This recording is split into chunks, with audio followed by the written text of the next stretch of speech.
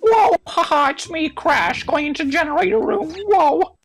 Can you not open these? All these tabs? So Am I wait, last part you were talking about how I made fun of you for this game being an old piece of shit, and then you kind of like paused as if you were kind of agreeing with me. But didn't you say that you liked this game the most during our other?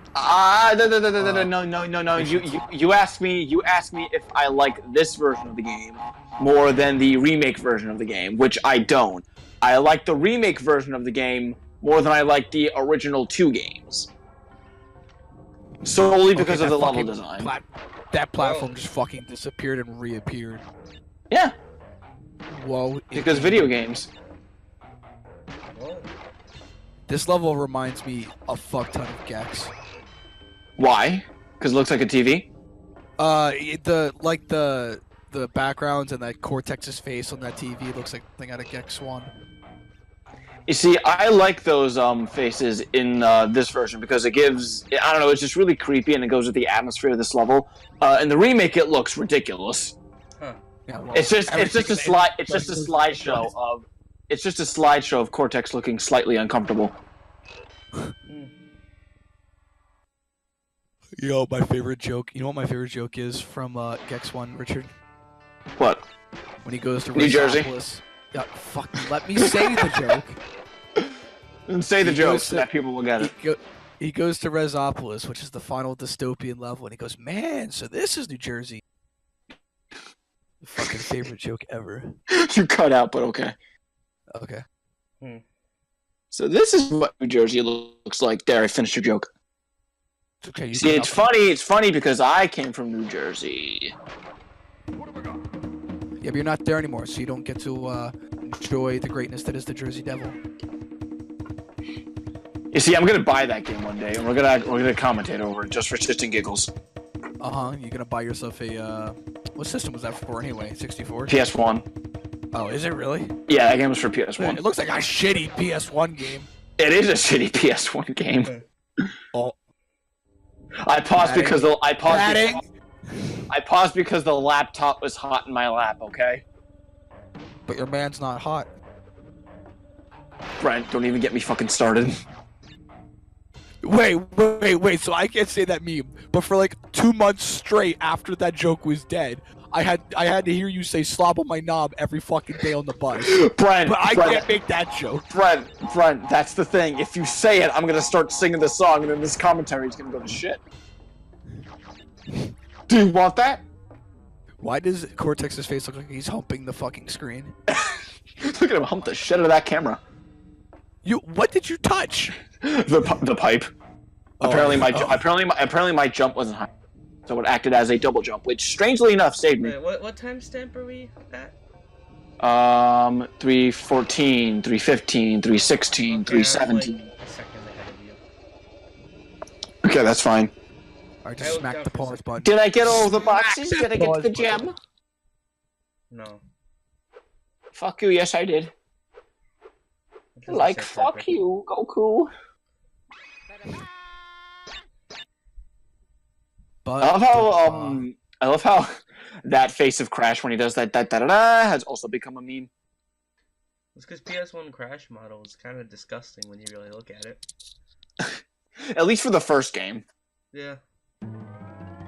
Second and third game apparently had like way more frames of animation than any other character at the time.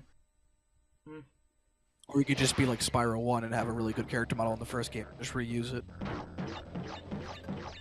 You see, that's why I don't like Spyro as much as I like Crash. I was about to say I don't like Spyro, period, but that isn't true. I like the first Spyro game. I've never played a Spyro game. You need to play the second. They're good. The first one is very, very loosely open world to the point of where it feels like the second level in the game, you could straight up just fucking like beat in 3 seconds, no joke. Oh. But they want you to explore everything, and there's not a lot of incentive for it. It's like Crash 1. It suffers from first game in the series syndrome, where like they don't really know what they're doing, but it's still kind of fun, and then you get to the second game where it's really good. You know what's actually weird? I think I might have said this in an older part, but I'll say it again.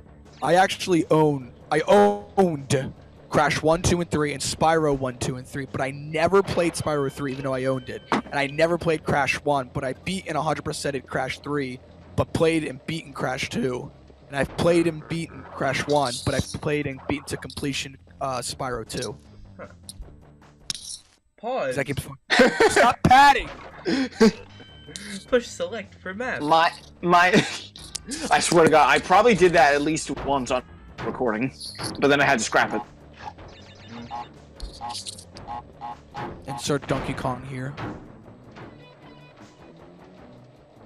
I hate it when people say that this game is a Donkey Kong Country ripoff. Obviously it isn't because it's 3D. Yeah, it's just a ripoff of the first Donkey Kong. Yeah, right here. You know, at this stage, pretty much. No, it's not a ripoff. It's a tribute, guys. Come on, just like how Sonic Mania is a tribute to the classic Sonic games. Yeah, but that's in Totally the same understand. franchise.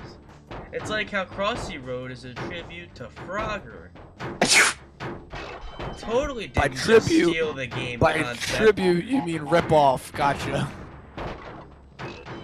Richard, have you ever, or Austin, have you ever seen that Frogger game for PlayStation 1 that's not actually Frogger? It's like a 3D Oh. platformer. I've never actually seen it, but I know it. I think one of my friends brought that game over to my house to play one time. It fucking sucked.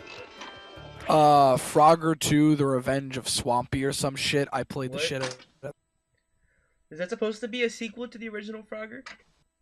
No, it's supposed to be a sequel. It's supposed to be a sequel to the Frogger that was out for PS1 first. That was just called Frogger, right? Was it also Yeah, a yeah, crappy but it was a- platformer? It was a 3D platform. It wasn't crappy. It was just really, really fucking weird. Like, it's tile-based platforming. Like, you can only move one tile at a time, which makes combat really fucking easy, and platforming really fucking easy. So Yeah, I remember there was that one multiplayer mode where you had to like trap your opponent in the tiles that you jumped on. Huh. Okay. Yeah, that's what I remember from sounds playing that when my friend brought that game over. Yeah, it is weird. It wasn't great. The Frogger series is one that's never really lived up to much of anything aside from the first game. It had a GameCube game, didn't it? Where like they rebranded him as like a two-legged frog. Oh Like, god. You know what else? You know what other GameCube game got released that also stars a frog? Crazy Frog Arcade Racer. Okay. So here's Pinstripe. His foot was not on that table. His foot is through the table, through the chair right now. You can't do this in the remake. Just stand there and just keep fucking spinning and waddling down his health.